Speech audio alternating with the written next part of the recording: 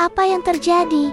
Jika kita dikurung di gurun yang panas tanpa air, kita pasti tidak akan bertahan lama, bukan? Namun, mengapa kaktus bisa hidup subur di sana selama bertahun-tahun? Dan bagaimana bisa air dari dalam tanah yang sangat dalam bisa naik sampai ke daun pohon yang tingginya belasan meter? Jawabannya bukan sihir, melainkan sebuah sistem kehidupan yang sempurna. Halo semuanya, perkenalkan nama saya Andini Nur Pratiwi dan dalam 6 menit ke depan kita akan menjelajahi petualangan luar biasa tentang pertumbuhan, adaptasi, dan transportasi pada tumbuhan. Halo teman-teman, coba deh kamu lihat tanaman di sekitarmu atau pohon besar di pinggir jalan. Mereka terlihat sangat tenang, diam, dan tidak bergerak, bukan? Tapi pernahkah kamu berpikir bahwa tumbuhan yang terlihat diam sebenarnya sedang sibuk melakukan keajaiban?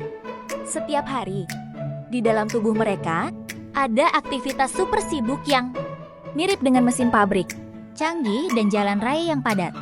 Mereka bekerja tanpa henti, bernapas, minum, memasak, bahkan bertarung melawan cuaca ekstrim demi mempertahankan kehidupan. Hari ini, kita akan membongkar rahasia terbesar mereka.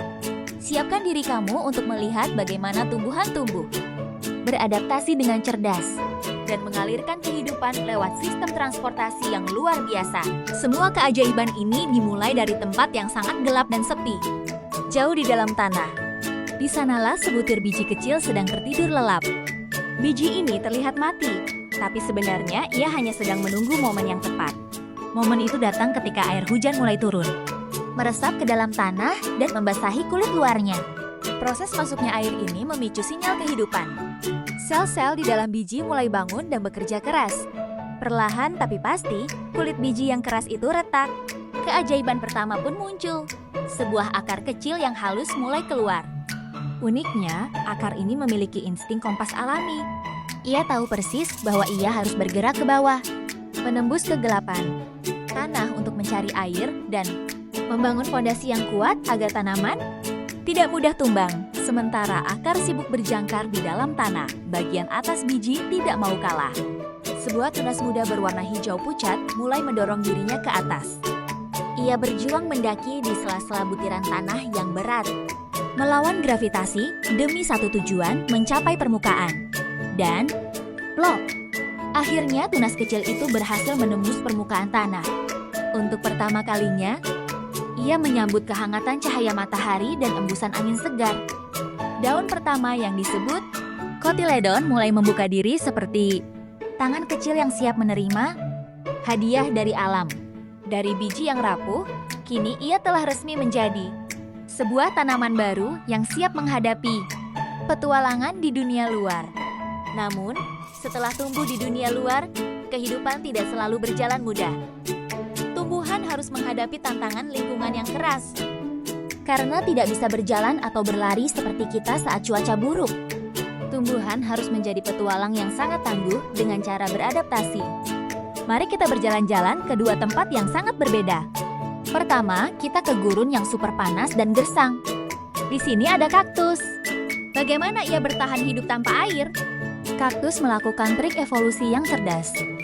Ia mengubah daunnya yang lebar menjadi duri-duri tajam. Mengapa? Agar air di dalam tubuhnya tidak mudah menguap akibat sengatan matahari. Batangnya yang tebal dan berlapis lilin bertindak seperti spons raksasa untuk menyimpan cadangan air hujan yang langka. Strategi adaptasi teratai sang ratu air. 4 sekarang. Mari kita melompat ke tempat kedua. Sebuah danau yang tenang dengan air yang melimpah. Di sini kita bertemu dengan tanaman teratai. Kebalikan dari kaktus, teratai justru melebarkan daunnya menjadi sangat tipis dan lebar. Daun yang lebar ini berfungsi seperti landasan. Terbang yang membantunya tetap mengapung dengan anggun di atas permukaan air. Selain itu, permukaan daunnya memiliki banyak mulut daun atau stomata. Di bagian atas untuk memudahkannya bernapas dan menguapkan kelebihan air. Nah, baik kaktus maupun teratai, mereka butuh makan dan minum.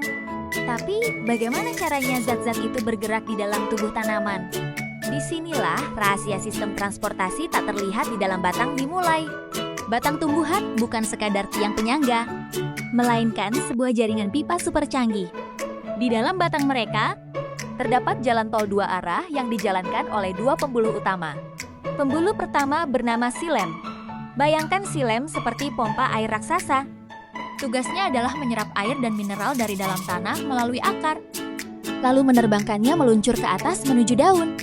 Menggunakan air dari silem dan bantuan sinar matahari, daun memasak makanannya sendiri melalui proses fotosintesis. Setelah makanan matang dan kaya nutrisi, giliran pembuluh kedua bernama floem yang beraksi. Floem adalah kurir pengantar makanan. Ia mengalirkan energi hasil masakan daun tersebut ke seluruh tubuh tanaman, menyebar ke cabang, batang, bunga, tumbuh, beradaptasi, dan mengalirkan kehidupan. Itulah cara hebat tumbuhan mengajarkan kita untuk terus bertahan dan berkembang di situasi sulit apapun. Jadi, yuk mulai sekarang kita hargai, sayangi, dan jaga tanaman di sekitar kita.